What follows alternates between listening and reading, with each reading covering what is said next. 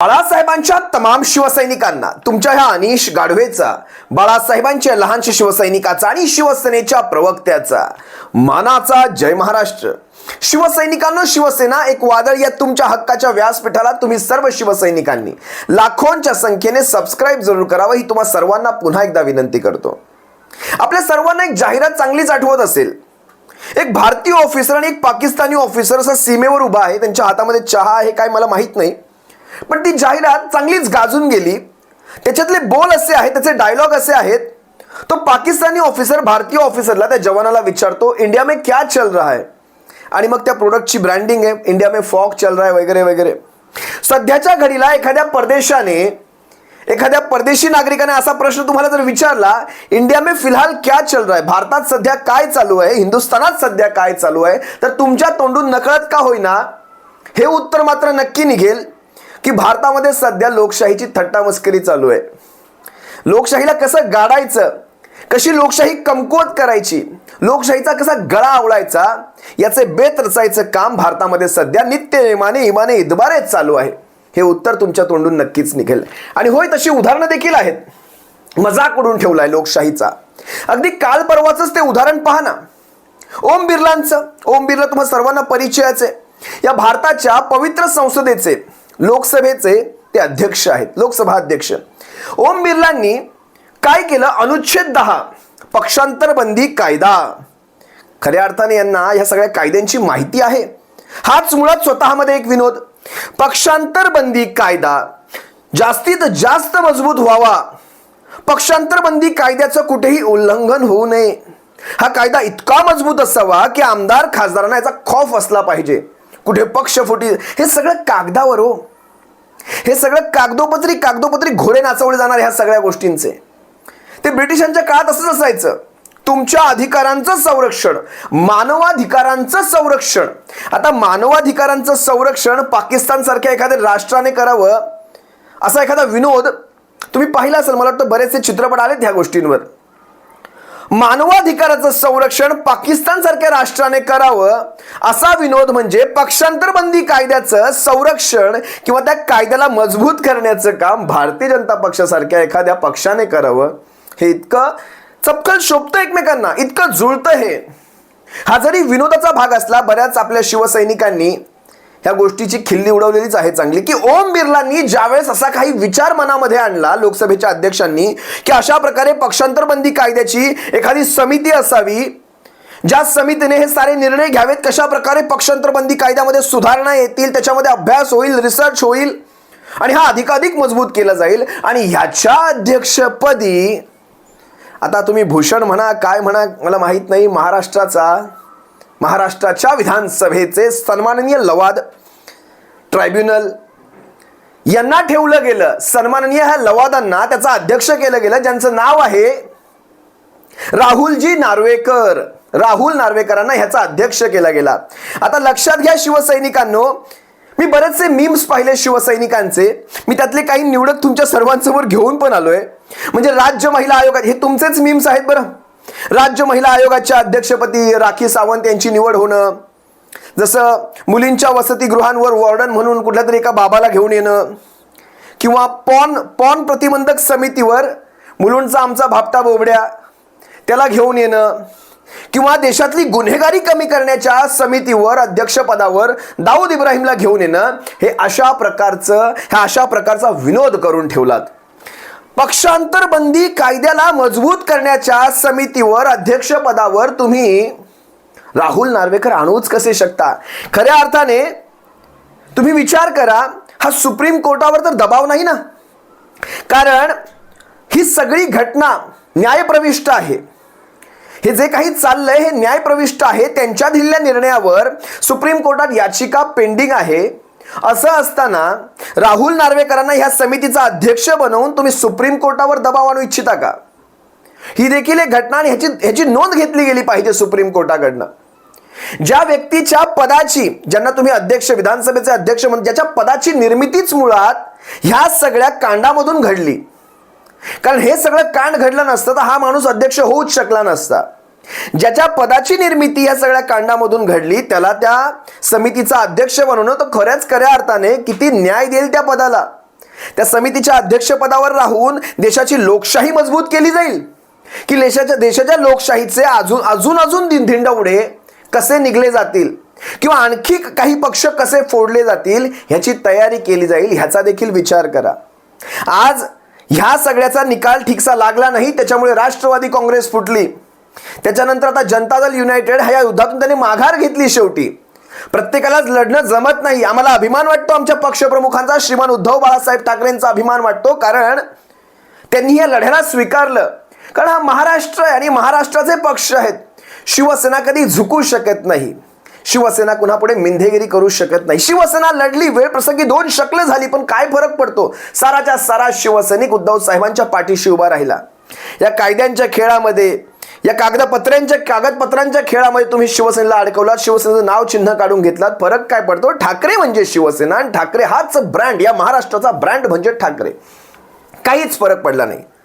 या समितीवर अध्यक्षपदावर आणताना तुम्ही हा तरी एक विचार करायला हवा होता की 4 पक्ष बदलून आलेला माणूस पक्षांतरबंदी कायद्याच्या त्या समितीच्या अध्यक्षपदावर. सुरुवातीला राष्ट्रवादी, शिवसेना, कुठे फिरून आलेली ही माणसं, आता भारतीय जनता पक्ष, भविष्यात आणखी कुठे असतील आम्हाला माहीत नाही. पण विचार करा, देशाच्या लोकशाहीमध्ये सध्या हे चालू आहे. इंडिया में क्या चल रहा है? इंडियामध्ये लोकशाहीचा गळा आवळायचा बेत आखला जातोय आणि शेवटची घटका मोजते इंडियामध्ये लोकशाही. ह्याच्यानंतर मात्र काहीच होणार नाही. शेवटची घटका मोजत आहे आणि ही सत्य परिस्थिती आहे बरं शिवसैनिकांना. आता तुम्ही शिवसेनेचाच विचार केलात. शिवसेनेच्या केसमध्ये कसं दाखवलं गेलं की बाळासाहेबांचे विचार सोडले, हिंदुत्वाचे विचार सोडले, ह्यांच्यासोबतची नैसर्गिक युती तोडली, म्हणून हे सारं घडलं. बरोबर. या सगळ्यांवर हे 40 आमदार बाहेर पडले. आणि त्या राष्ट्रवादीचं काय? आता बाळासाहेब नाहीत, त्यामुळे बाळासाहेबांच्या नावावर तुम्ही गोष्टी खपवता. बाळासाहेब असते तर आमची तारीफ केली असती, आम्हाला जवळ घेतला असता, आमच्या डोक्यावर हात फिरवला असता. बाळासाहेब असते तुम्हाला चांगला कान फडवला असता, तुमचे गाल लाल करून सोडले असते, इतका कान फडवला असता तुम्हाला बाळासाहेबांनी. आता विचार करा, त्या शरद पवार साहेबांचा विचार करा. शरद पवार साहेब स्वतः आज हयात आहेत, स्वतः ही सारी परिस्थिती पाहत आहेत. मग काय, त्यांच्या हयातीत त्यांचा पक्ष घेतला गेला. आता त्या राष्ट्रवादी काँग्रेसच्या केसकडे आम्हाला पाहायचंच आहे, नेमकं काय घडतंय राष्ट्रवादी काँग्रेसच्या केसमध्ये. आता तिथे तुम्ही असं म्हणू शकत नाहीत शरद पवार साहेबांचे विचार सोडले, शरद पवार साहेबांच्या विचारसरणीला फाटा दिला म्हणून आम्ही राष्ट्रवादी काँग्रेस सोडली आणि इकडे. अरे स्वतः त्यांच्या हयातीत त्यांना तुम्ही त्रास देत आहात, याचा विचार करावा कधीतरी. राष्ट्रवादी काँग्रेसच्या केसमध्ये नेमके काय? आता शेवटी हेच अध्यक्ष आहेत, हेच विधानसभेचे अध्यक्ष. इकडे त्यांनी अशा प्रकारे घटना तोडून मोडून दाखवली. तर राष्ट्रवादी काँग्रेसची घटना कशी तोडून मोडून दाखवतात तेच पाहायचंय. कारण शरद पवारांनी योग्य वेळेस बरोबर राष्ट्रीय कार्यकारिणीच्या बैठका घेतल्या, त्या स्वतः अजित पवारांनी देखील बसवला होता. त्यावेळेस आता नेमके काय बदल घडवतात ते पाहायचंय. शेवटी कसं आहे शिवसैनिकांनो, नितीश कुमार, नितीश बाबू जे कोणी असतील, तुम्हाला बिहारचं राजकारण चांगलंच माहिती असेल. 243 जागा आहेत बिहारच्या राजकारणामध्ये. 243 आमदारांमध्ये नितीश कुमारांकडे जवळपास 44 ते 45च आमदार आहेत. सगळ्यात मोठा पक्ष हा राष्ट्रीय जनता दल आहे. तेजस्वी यादवांचा, लालू प्रसाद यादवांचे चिरंजीव तेजस्वी यादव. 79 जागा तेजस्वी यादवांकडे आहेत. 78 जागा त्यांच्या खालोखाल भारतीय जनता पक्ष, 45 जागा यांच्याकडून काँग्रेसकडे 19 जागा आहेत.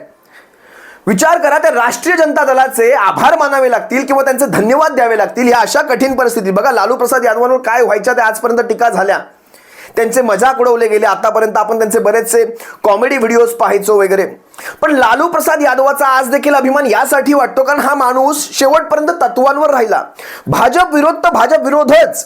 त्याने कधीही भाजपाशी जुळवून घेतली नाही. लक्षात घ्या, त्याने कधी इकडचं इकडे होऊ दिलं नाही स्वतःच्या तत्वांना.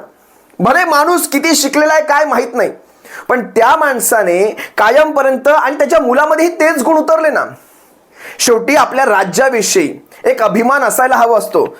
आतापर्यंत आपण म्हणायचो महाराष्ट्राचा बिहार होतोय, महाराष्ट्राचा बिहार होतोय. सध्या किती घाणेरडी उदाहरणं देशामध्ये द्यावी लागतायत. सध्या बिहारचा महाराष्ट्र होतोय राजकारणाच्या बाबतीत. मी सांगतो, राजकारणाच्या बाबतीत बिहारचा महाराष्ट्र करू घातलाय तिथे आता. कारण जनता दल युनायटेडला म्हणजे नितीश बाबूंना कळालं आमचा पक्ष आता फुटणार आहे, लवकरच आमच्या पक्षाची शक्ल पाडतील. आणि जसं महाराष्ट्रात केलं, कारण हे असे शेवटी समित्यांवर अध्यक्ष कोण, हे नार्वेकरांसारखीच माणसं. ही काय निकाल देणार तुमचा? ही तुमचा निकाल लावणार. जोपर्यंत सुप्रीम कोर्ट याच्यात खऱ्या अर्थाने दखलंदाजी करणार नाही आणि खऱ्या अर्थाने न्याय करणार नाही तर महाराष्ट्राची नाही देशाची लोकशाही मेल्यातच समजा. लोकशाहीला आतापासूनच राम नाम सत्य हे तुम्ही म्हणू शकता. या अशा प्रकारचं एक ना अनेक जे पक्ष इंडिया आघाडीत समाविष्ट होऊ पाहत आहेत त्या सगळ्यांना धमक्या मिळत आहेत. धमक्या इंडिया आघाडीत कुणी म्हणजे बघा किती, पण शेवटी कसं असतं, कोंबडं झाकलं म्हणजे सूर्य उगवायचं राहत नसतं. आणि ह्या गोष्टी आज ना उद्या ह्या भारतीय जनता पक्षाला महागात जाणार आहेत. काही का असे ना, उद्धव साहेबांचा अभिमान वाटतो, त्या नितीश बाबूंचं सोडून द्या, ते बिहारचं राजकारणात आपण काय त्याच्याविषयी म्हणणार. शेवटी त्यांनी 9व्यांदा मुख्यमंत्रीपद भूषवणार आहेत. म्हणजे झाले मुख्यमंत्री, परत बाहेर पडले त्यावेळेस होते मुख्यमंत्री, आणि आता परत ज्या पदासाठी आज जातील तेही मुख्यमंत्री पदच असेल.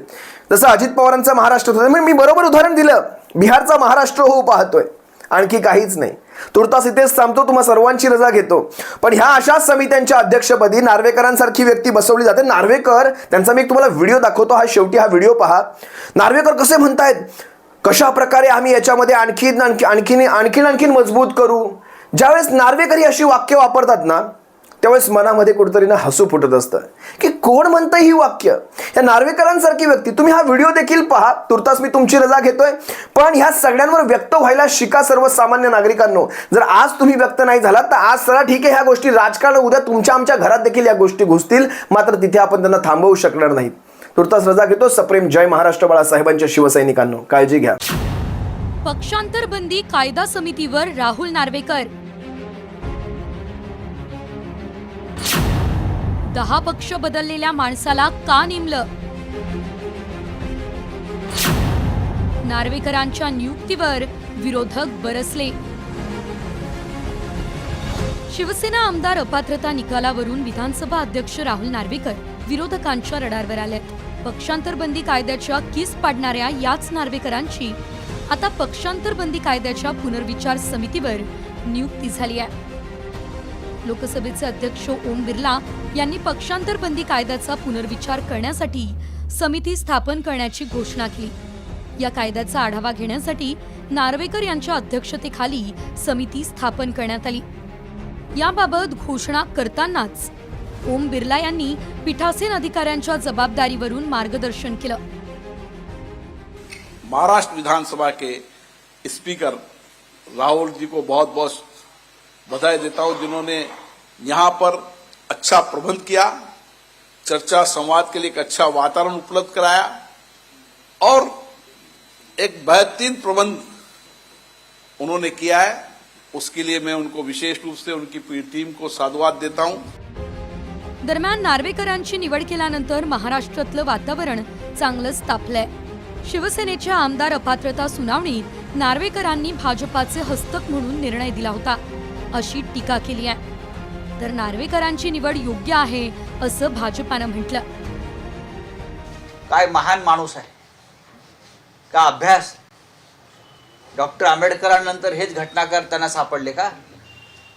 हा डॉक्टर बाबासाहेब आंबेडकरांच्या संविधानाचा अपमान करतात ओम बिर्ला. राहुल नार्वेकरांनी भारतीय जनता पक्षाचा हस्तक म्हणून जो न्याय दिलाय, जो निर्णय दिलेला आहे, हा घटनाविरोधी आहे.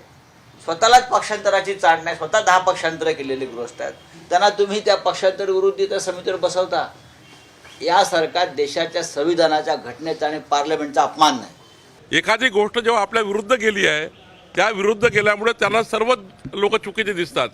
राहुल नार्वेकर अत्यंत प्रामाणिक आणि अत्यंत कर्तव्यनिष्ठ, योग्य पद्धतीने कायदेतज्ञ असा व्यक्तिमत्व आहे. त्यामुळे त्यांची झालेली निवड योग्यच आहे. अशा व्यक्तीचीच निवड व्हावी, कारण महाराष्ट्रामध्ये असे फार कमी लोक आहेत जे या विषयामध्ये काम करू शकतात, त्यात नार्वेकर आहे. या निवडीवरून काँग्रेस आणि राष्ट्रवादीच्या अजितदादा गटात चांगलीच झुंपली आहे. तुम्हाला ही जी लोकशाही संपुष्टात आणण्याचा जो प्रयत्न भाजप करते आहे त्याचे हे प्रतीक आहे. नार्वेकरांनी उद्धव ठाकरे साहेबांच्या पक्षाबद्दलचा घेतलेला निर्णय हा मी तुम्हाला सांगतो की एक स्क्रिप्टेड आहे. विरोधकांना आज टीकेशिवाय कुठलंही उत्तर राहिलेलं नाही, कारण त्यांनी सगळ्यांनी देशाचं तिसऱ्यांदा पंतप्रधान नरेंद्र मोदी साहेबांना करण्याच्या करता महायुती असेल किंवा NDAचे घटक असतील, ह्यांनी सगळ्यांनी भूमिका घेतलेली आहे. त्यांनी काय करावं हा त्यांचा अधिकार आहे. विरोधकांनी टीका टिप्पणी करत बसावं. आम्ही आमचं काम त्या ठिकाणी करू, विकास करण्याचा प्रयत्न करू.